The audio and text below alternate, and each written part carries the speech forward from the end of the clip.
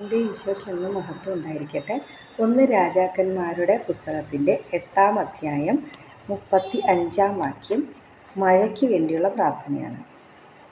ജനത്തിൻ്റെ പാപനിമിത്തം ആകാശം അടഞ്ഞു മഴയില്ലാതായാൽ അങ്ങ് വരുത്തിയ ക്ലേശം കൊണ്ട് അവർ ഇവിടെ വന്ന് പ്രാർത്ഥിക്കുകയും അങ്ങയുടെ നാമം ഏറ്റുപറയുകയും പാപങ്ങളിൽ നിന്ന് പിന്തിരിയുകയും ചെയ്താൽ അങ്ങ് സ്വർഗ്ഗത്തിൽ നിന്ന് അവരുടെ പ്രാർത്ഥന ശ്രവിച്ച് അവിടുത്തെ ദാസരായ ഇസ്രായേൽ ജനത്തിൻ്റെ പാപങ്ങൾ ക്ഷമിച്ച് അവരെ നേർവഴി നടത്തുകയും അവർക്ക് അവകാശമായി കൊടുത്തിരിക്കുന്ന ദേശത്ത് മഴ പെയ്യുകയും ചെയ്യണമേ.